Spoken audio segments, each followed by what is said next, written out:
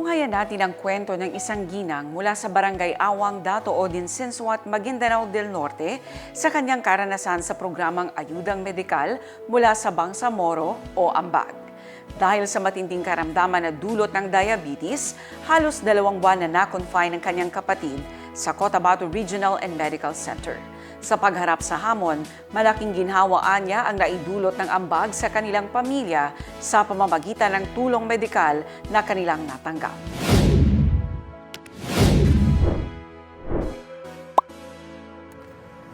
Assalamualaikum warahmatullahi taala wabarakatuh.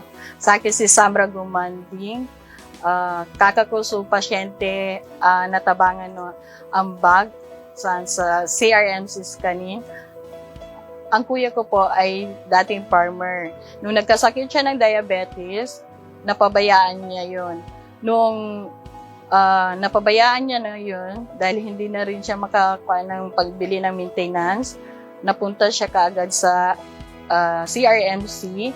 Kaya nadala namin siya kaagad sa CRMC dahil isa na rin na tumaas na rin lahat ng creatinine niya. Hanggang sa umabot kami ng more than 45 days sa hospital. Alhamdulillah, sila ipinakamalaking na tulong sa amin sa bills namin dito na sa CRMC. Yung bill namin na napakalaki is nasa 571,000 na po yun. Bali, nagbigay po ang ambag ng 175,000. Marami na po kaming nalapitan, pero kakaiba rin po talaga ang ambag kung magbigay ng tulong, lalo na sa alam nilang nangangailangan. Alhamdulillah, sukran talaga po kay Chief Minister sa tulong na ginawa niya sa amin at sa ambag na napakalaking tulong po sa katulad namin na may hirap.